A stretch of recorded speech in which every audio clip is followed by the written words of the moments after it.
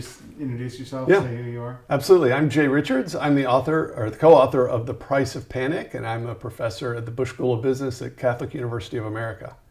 I've been working actually in the academic realm since I graduated from graduate school, actually in 1998, but I spent most of my career at think tanks, places like the Discovery Institute and the Acton Institute, and I think this is my 6th or 7th year at Catholic University.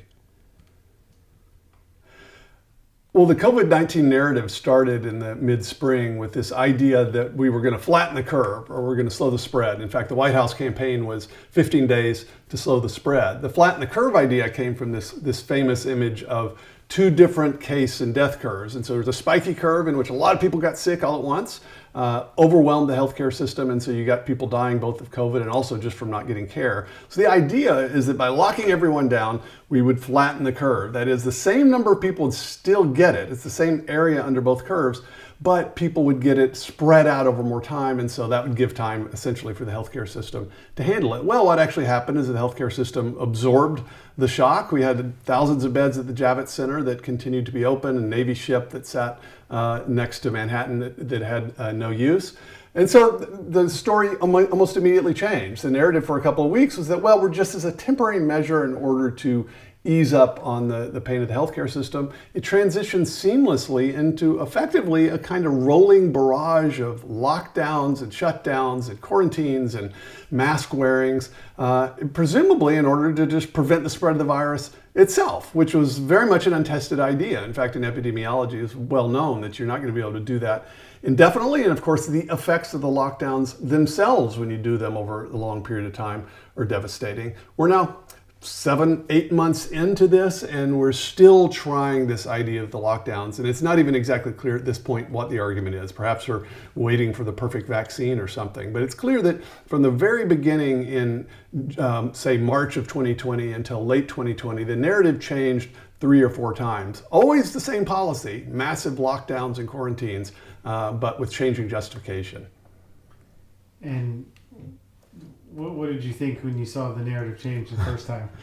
Well, I initially got worried in late March because I realized that the response was based on initially a single speculative computer model out of the Imperial College London, which there was no reason to trust, and we learned within weeks was entirely untrustworthy. That's when I initially got worried. I then got really worried in April when I realized that the idea for the lockdowns wasn't going to be a temporary measure. It was going to be something we were going to try for months. It became clear almost immediately that lockdowns were going to be devastating to the economy and to, frankly, to just human well-being. It's one thing if you did that for 2 weeks while you were trying to buy yourself time. It's another thing if you're going to do that for months and months on end. And so it got really, really worrisome by late spring. I honestly thought that by, say, June or July, most of the population would realize, okay, this doesn't make sense. This isn't working. The costs are greater than the benefits. But unfortunately, even into the late fall, it seems like maybe half the American population is still terrified. Initially, I suspected that the lockdowns were going to be a bad thing. It didn't take a whole lot of economic acumen to realize that if you shut down schools, you shut down businesses, you're going to destroy people's jobs, you're going to destroy people's well-beings, their lives. When you start shutting down hospitals or clearing out hospital wards in order to make room for COVID patients, you're essentially saying COVID patients have priority over, say, people that need to get cancer screenings or cancer surgery. So I think it's very likely that just those first 3 months of the lockdowns, we could end up with something like 80,000 missed cancer screenings just in the United States. One early estimate put deaths of despair in the United States. So in other words, drug and alcohol overdose, suicides, it's something like 75,000 excess deaths. So in other words, the lockdowns themselves in just 3 months will probably have caused 75,000 excess deaths of despair. Now those have to be weighed. Those are costs. Those are the price of panic. Those have to be weighed against the cost of the virus itself. At some point when the argument keeps changing, the people making the argument lose credibility. I mean, I myself actually didn't buy the flatten the curve argument from the very beginning because it was quite clear that we were overestimating the deadliness of the virus. But even if that weren't the case, the fact that the argument not only kept changing, but it actually changed in contradictory ways. So the original assumption was that we would not be able to prevent, ultimately, the spread of the coronavirus through the population. In fact, that's the premise of the flatten the curve image. Same area under both curves will just change the sort of shape of the curve. Very quickly, though, we changed to this idea that lockdowns could actually prevent the spread of the virus. Well, this is a respiratory virus spread probably by aerosol, the way other viruses like this are spread. Unless we're literally going to isolate everyone and put them all in bubbles, we're not going to prevent literally the spread of the virus. And yet we keep thinking we're going to do that. And so at some point, I would hope that the population would wise up and realize, look, our policymakers, they're not actually following the science. They're following maybe what a public health official told them, but I think more often than not, maybe they're just shooting from the hip. Something that I realized in working on this book was that public health itself has become highly politicized. You might think of public health as nursing or civil engineering or something like that, but the reality is that the very field of public health over the last, say, 15 or 20 years has become highly politicized. So there's this kind of shadow bureaucracy, starting with the World Health Organization, which is the public health arm of the United Nations, and then public health entities in every developed country. In the United States, it's the CDC, which are in some ways the kind of national counterparts to the World Health Organization. And there's a kind of intellectual orthodoxy that pervades these bureaucracies. And so instead of getting iron sharpening iron and the smartest scientists in the room all getting together and duking it out, what you get is kind of intellectual orthodoxy of public health bureaucrats. And unfortunately, that's what we got when it came to the response to COVID-19. We didn't ask all the smartest epidemiologists in the world to duke it out about what we should do. Policymakers, presidents, prime ministers, they listened to the public health officials that they happen to inherit from the administrative state. And that, I think, it's what we call in The Price of Panic, the tyranny of experts. The problem isn't expertise. It's when a few public health officials end up with the power effectively to shut down the world. That's a serious problem. Perhaps one of the greatest prices of the panic is the loss of our basic freedoms, basic human rights and civil liberties.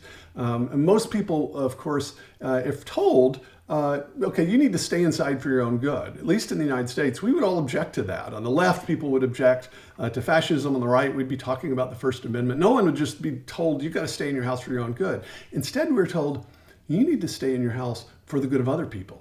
You might be fine, but you go to church and you're an asymptomatic carrier and you sneeze and you kill the old man that's sitting in the pew in front of you. I think that's the kind of moral jujitsu that allowed us to so easily surrender the civil liberties that we claim to prize, because we believe that we're actually doing it for the benefit of other people. I think we need to rethink that. We need to realize that what we actually have here is the mother of all arguments for the eroding of the civil liberties that we claim to prize so much. Yeah, I mean, the reality is that the public health bureaucracies can end up being mechanisms by which, I hate to say it, but populations can be controlled. Now, I don't mean that in a conspiratorial way. I don't mean that every person working in public health, of course, wants to control what you're doing. What I'm saying is that the apparatus of public health becomes a really good tool of choice for controlling populations and for increasing the extent and the control of the administrative state over populations. Does that alarm you? Or? I'm really worried about the growth of the administrative state in general, and certainly the public health administrative state in particular. The World Health Organization, as an arm of the United Nations, has been around since the United Nations Charter began. Most Americans, though, we don't really know anything about it. It just sounds like a nice thing. World Health Organization, they're just helping the world with its health. What they don't know is, for instance, that, well, a leading ethno-nationalist communist from Ethiopia is now the Director General of the World Health Organization. I mean, that sounds like some kind of conspiratorial novel, but that's actually what we're dealing with. So it shouldn't be so surprising to discover, for instance, in the spring of 2020, that the World Health Organization was carrying water for the regime in Beijing, for the People's Republic of China. It's not me saying this, that's what the Atlantic magazine said. For weeks, they were literally covering for the People's Republic. First claiming the World Health Organization that the coronavirus didn't transmit between humans, and then telling us that there was no worry about it, then telling us we didn't need to wear masks, and then a few weeks later telling us that we needed to wear masks. I mean, ultimately, these public health entities are political institutions, and I think the population at large needs to learn that. We need to recognize that reality. And are you concerned about corruption with the WHO, with private companies like Big Pharma and vaccines? I mean, the reality is that behind the scenes, we're not dealing with something as simple as just sort of political entities. We're not just dealing with governments. We're not just dealing with non-governmental organizations. We're also dealing with large multinational corporations. I mean, I don't spend a whole lot of time worrying about a repeat of what we got in Stalinist Russia or Nazi Germany. That's what happened in the 20th century. I think in the 21st century, what we're more likely to see is a kind of collusion, a kind of cronyism between big governments, between big regulatory bodies and organizations like the UN, and then big multinational organizations, all of which have, in a sense, different interests, but also aligned interests. And so I think that's, if you actually look at the details, what you'll see is a weird alignment of governments, the United Nations, philanthropic individuals, people like Bill Gates, and multinational corporations. I think that's that kind of complex hybrid dynamic. That's the kind of political economy that I think we need to spend more time worrying about in the early 21st century. Yeah, the World Health Organization and entities like the Imperial College London, they provided the kind of medical and intellectual heft for the policy, but of course it was the media and social media that provided the marketing. In fact, one former Israeli health minister said this is the first virus with public relations. The panic itself could never have happened but for the media propagating the panic and social media magnifying it. The idea of herd immunity became a sort of neuralgic word or phrase in this debate. But of course, herd immunity is not so much a policy as it's just a fact of nature. I mean, the reality is that the way human populations, the way every population ultimately gets immunized against a pathogen is by reaching a certain threshold. And so the question is, how exactly do you reach that? The whole point of vaccines, for instance, is just to speed up herd immunity. But when you don't have a vaccine, you still eventually reach herd immunity. That's just a kind of basic reality. What's funny is that we all sort of panicked about the idea that, well, who would ever recommend herd immunity as a policy? Well, herd immunity is actually just a fact of biology rather than a policy. But if we're going to talk about herd immunity as a policy, let's try to build up some herd immunity to media propaganda. I mean, we're worried about the viral contagion of the coronavirus. I think we need to spend more time worrying about the social contagion, and in particular, the vectors of social contagion that really transmitted the panic around the world. It's important to understand that, of course, media operations are corporate operations. I mean, of course, they're independent journalists and bloggers on the internet, and sometimes they're the most reliable guides to these things. But whether you're talking about Fox News or CNN or any of the big three networks or even PBS, you're dealing with large corporations that have very particular corporate interests and media corporate interests. And so you can't expect a kind of independence. In fact, what you get is an almost perfect uniformity of opinion on issues like this. And then you just deal with the fact that media is naturally incentivized to terrorize us, to terrify us. Nobody wants a boring story about how 330 million Americans continue to live today, right? It's a boring news story, but we'll click on a story about hospitals being overrun or an increase in cases. And so there's this natural incentive for media to terrify us. Now, give an overlay of social media in which we have direct access to high definition video on our bodies at roughly the speed of light, and you have the perfect kind of social setting and technological setting for a planet-wide social pandemic, a social contagion. Perhaps the most terrifying thing about the pandemic of 2020 has been just their draconian censorship, from the censorship on social media of people who just simply raise questions about the wisdom of lockdowns, or who scientists at places like Harvard and Yale and Oxford and Stanford, reputable scientists who simply articulate something that was actually a conventional wisdom until a few years ago. The idea of lockdowns, for instance, this is an untested heterodox hypothesis that had never actually been run. There's a really strong argument among serious epidemiologists about whether that made sense. And unfortunately, social media and big tech in particular decided to put their finger on the scales on that debate. So they decided almost immediately that essentially the word of official entities, so officials at the World Health Organization or the CDC, that was going to have priority over other epidemiologists, even if they're places like Stanford. It's almost as if you're a government or a public health official, that's like winning the gold medal of scientific wisdom or something like that. Well, that's not how science works. Just because you work in an entity in the federal government doesn't mean that you know anything about more about epidemiology than somebody at a medical school. But unfortunately, the media and social media overwhelmingly decided essentially to weight the scales in favor of the scientific officials against those who would question their wisdom. I'm worried about the future with the transmission of information. I mean, the great thing about the internet early on, I think about the early days of Google, in which you could find something immediately. You could search it and you get an organic answer. Unfortunately, when it came to this subject in particular, my co-authors and I, we watched Google actually bury stories. So you'd get an important interview with say a European scientist challenging the lockdowns. We'd find it. And within a few days, it would disappear unless you actually knew the name of the scientist. It would often get buried. It would often even get pulled from YouTube. That's terrifying because, first of all, it's actually really effective. I mean, the reality is that almost all of us get most of our information from our social media news feeds or from YouTube. Even the major media operations are ultimately dependent upon these social media platforms. And so the fear that you'd essentially have private actors censoring the free flow of information in this way and censoring, frankly, the honest debate about scientific issues that are of absolute importance to everyone, that's terrifying. And the fact that it seemed to be fairly effective in 2020 makes me worried that the social media giants may just try more of this in the future.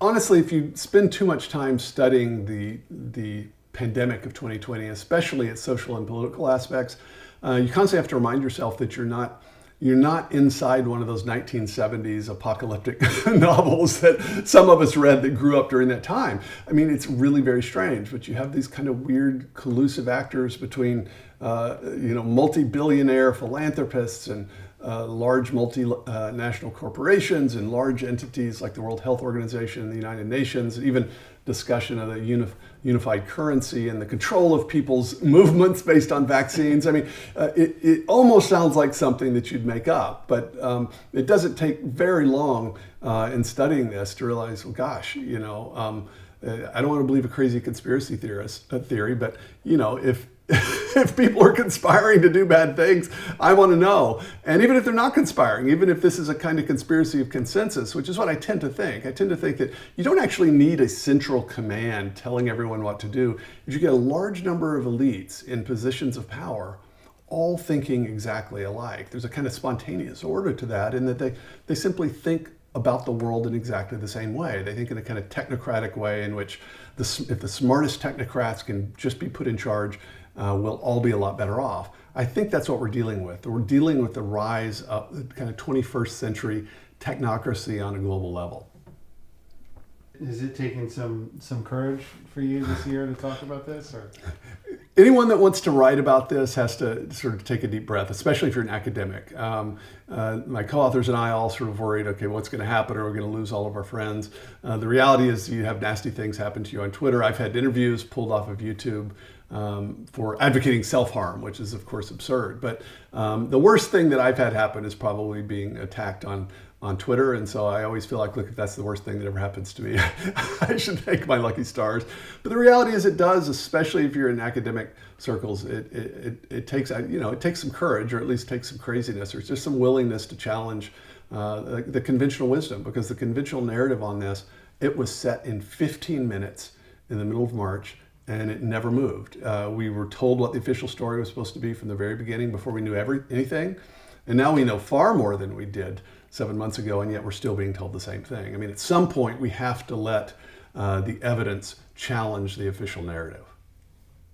Or what would happen if we didn't? If we don't allow the evidence ultimately to challenge the official narrative is going to set in concrete. And what's going to happen is that essentially a public health crisis, primarily manufactured by a public health apparatus to control populations, will have succeeded. And if that campaign succeeds the first time, there's absolutely no doubt in my mind that it will be tried again. every time in which a person lives, there's going to be some intellectual orthodoxy that everyone assumes to be true that's not true. But all the social signals tell you, okay, you need to believe this and you need to affirm it. And when that happens, if you're going to be a discerning person, we're all going to reach this stage where you have to decide, okay, look, am I going to be a part of this intellectual orthodoxy, or am I going to challenge it? And am I going to suffer the consequences? Am I going to suffer the social cost of this? And so ultimately, it's a question of courage and a question of commitment to truth. If you know the truth is otherwise, are you going to have the courage to stand in defense of the truth against the official narrative, even if it costs you dearly? That's something that we're all ultimately, I think, asked to do. And more of us are going to be asked to do it here in 2020 and 2021. The reality is that human beings are social creatures. We're not made to be alone. We're made to be in community. And so we tend to go along. We tend to do what our fellow human beings and our neighbors and our friends and family do. But the reality is that sometimes we are called to stand against that. Now, yeah, sometimes you just have some cranky idea and you need to actually listen to your parents who will correct you. But there are other times in which, maybe it's like you're in the Matrix, right? You see a sort of glitch in your visual field and you have to decide, okay, is that a sign that something's not quite right, that things don't look as they sort of initially appear to be? And I think that's something that all of us ultimately have to decide. But the first step to being able to do that is at least being willing to do it. What would it take? What evidence would it take for you to be willing to challenge the official story, to challenge the intellectual orthodoxy of your time? It's easy to recognize the intellectual orthodoxies of the past. It's easy to talk about the Dutch tulip panic or something that you're not in. The real trick is to be able to tell the intellectual orthodoxy when you're inside it, and to be able to challenge it when the cost is directly to you. Even my friends early on, I mean, not my co-authors, but some of my closest friends are like, oh no, I don't know, Jay, you really shouldn't talk about this. Yeah. They came around though, most of them. They said, okay, now I see what you're talking about, about June. Yeah. This idea that you would lock healthy and sick people together inside makes absolutely no sense. A quarantine is where you isolate people that you know are sick, you isolate them from everyone else, and then you maybe add special protection to the people that are really vulnerable. Lockdowns say that we should just lock everyone inside together. Well, that's actually what causes viral infections and respiratory viruses. That's why we have a flu season. And so this idea that lockdowns themselves are going to somehow stop it. First of all, it made no intuitive sense. There's no evidence it would work. And as we now know, there's no evidence that the government-imposed lockdowns anyway, actually made any difference. What's weird about lockdowns is that this was never really tried before. I mean, if you look for hundreds of years, what we did during pandemics is you quarantine. Quarantine is when you isolate the sick, right? You know the people that are sick and you isolate them from everyone else. And then maybe you add some special protection to people that are most vulnerable. But a lockdown applied to the population as a whole. That's why we closed down schools. We closed down hospitals for anything basically not related to COVID-19. We closed down businesses. This kind of lockdown, there's no evidence that actually would work. And also, it wasn't like this was a tried and true method for dealing with respiratory viruses. But of course, the argument was that, well, this is what was needed. Whatever the argument was at the beginning, we now actually have the evidence. And we know we can actually look at the states that locked down and the states that didn't. We can compare countries that locked down with countries that did not. And the least that can be said is that there is no evidence that government-imposed lockdowns make any discernible difference in the progress of the coronavirus. They just make no discernible difference one way or the other. So in other words, you'd like to believe that, well, lockdowns may have been costly, but at least they were beneficial. The reality is that lockdowns were virtually all pain and no gain. I mean, already by May, we had enough data from states in the United States and countries around the world to know that the lockdowns imposed by governments really didn't make any difference. In fact, some states like Florida actually adjusted their policies based upon this. And so the question is, why in the fall, in October, November, December of 2020, would we still be talking about lockdowns? At some point, you have to conclude this is not about trying untested things. It's just about malfeasance or incompetence or even malevolence, because we know lockdowns don't work. When we compare countries like, say, Sweden and Norway, people will isolate those two and say, well, Norway locked down and Sweden didn't, and Norway had fewer per capita deaths. But that's not how you do statistics. You got to compare all the countries. If you compare Sweden with its neighbor Belgium, on the other hand, which had draconian lockdowns, there's a much higher death per capita in Belgium or in the UK. In fact, if there's any kind of correlation, the more draconian the lockdown a country had, certainly in Europe, the more deaths they had. Now, does that mean the lockdowns caused coronavirus deaths? Not necessarily, but we do think that the lockdowns themselves cause deaths. So what we'll have in the United States and other countries is some deaths from the coronavirus directly, and then some, maybe equally many deaths from the lockdowns themselves.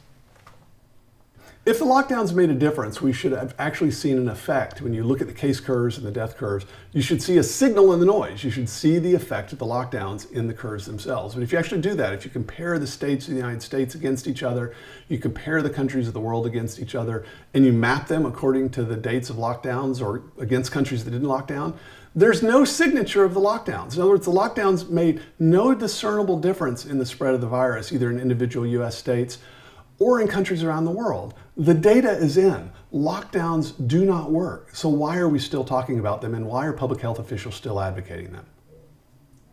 And at what point was that clear? What date do you think that was clear? Certainly by May, we knew that the lockdowns didn't seem to make any difference. We had lockdowns in March and April. We had data spilling out, certainly by May. So before the summer even started, we knew that the lockdowns weren't making a discernible difference. And so the idea that we'd continue them into the summer or re-implement lockdowns again in the fall, in light of the data, to me is just unconscionable. We were always told there'd be a second wave, and insofar as there's a respiratory virus, I mean, this is how respiratory viruses go. This is why we always have a cold and a flu season. In the northern hemisphere during the fall and winter, it's cold, people get inside, and we tend to spread this around. So insofar as COVID-19 is a respiratory virus, of course we're going to have that kind of second wave. But there's no reason to assume it's going to be as bad or worse than the first one. And in any case, why would we do destructive policies that we know didn't work the first time? That makes absolutely no sense.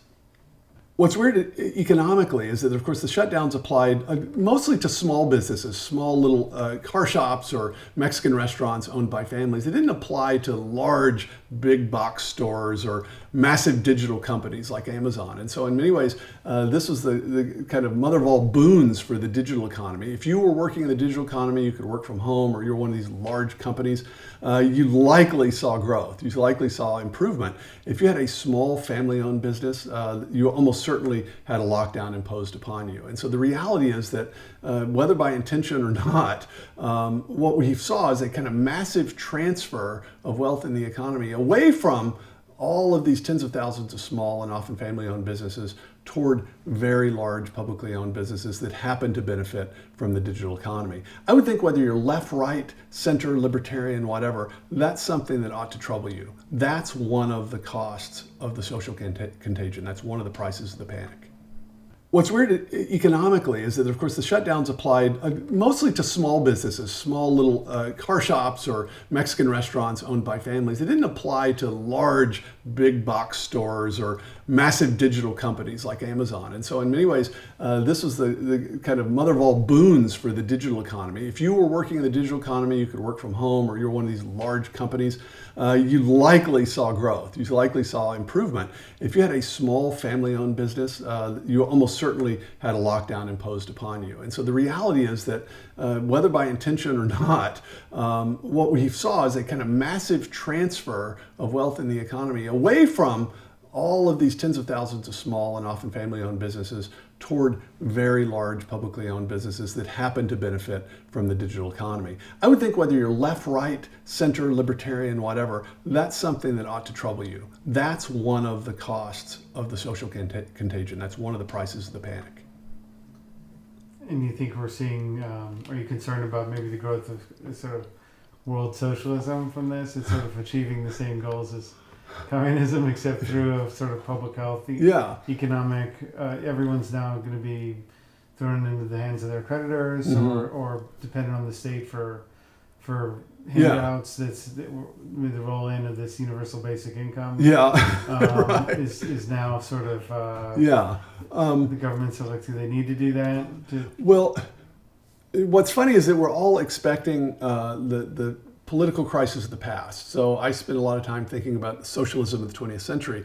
But I think we need to focus on the way in which these things happen in the 21st century digital economy. I mean, the reality is that we could have something that you might think of as a kind of global socialism, in which there's the kind of cosseting power of the state or a multinational organization, but it's not going to be one in which the state literally owns the means of production. I think it would be a system in which you actually have very large privately owned companies that are nevertheless in collusion with the biggest government actors. I think that's the kind of political dynamic that all of us ought to spend more time worrying about, whether you're on the left or on the right politically or wherever, that it's that kind of collusion between large multinational corporate actors and state entities. That's the thing that certainly I spend most of my time worrying about now.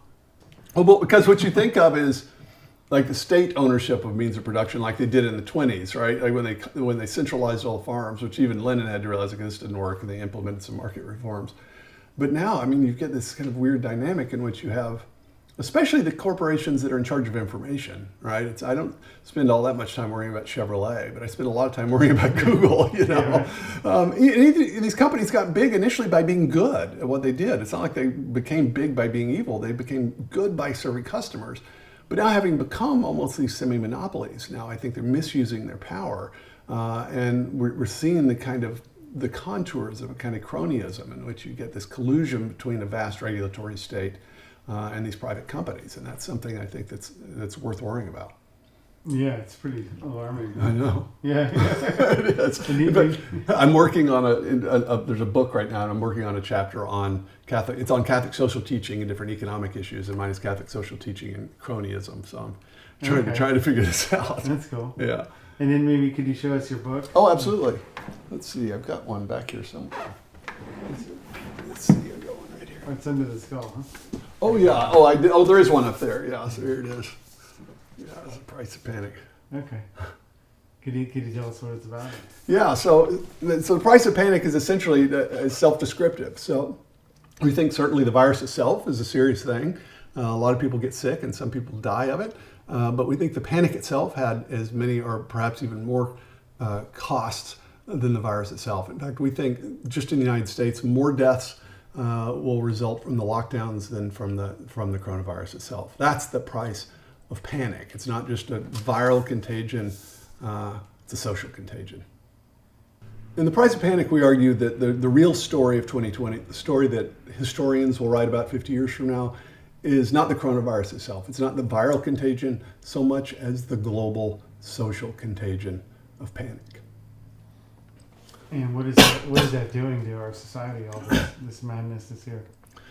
The panic of 2020, unfortunately, has led to untold psychological damage, destruction of human well-being, but also loss of basic civic and political liberties that we all take for granted. There's never been a greater growth of the administrative state than we saw in 2020. I mean, if you had told someone even in 2018 that in 2020 state and federal governments would shut down schools, would shut down private businesses, would shut down churches and synagogues and tell people they can't worship, they can't go to parks, they can't go to school, they can't go to their business. Nobody would have believed it because it would have seemed conceivable.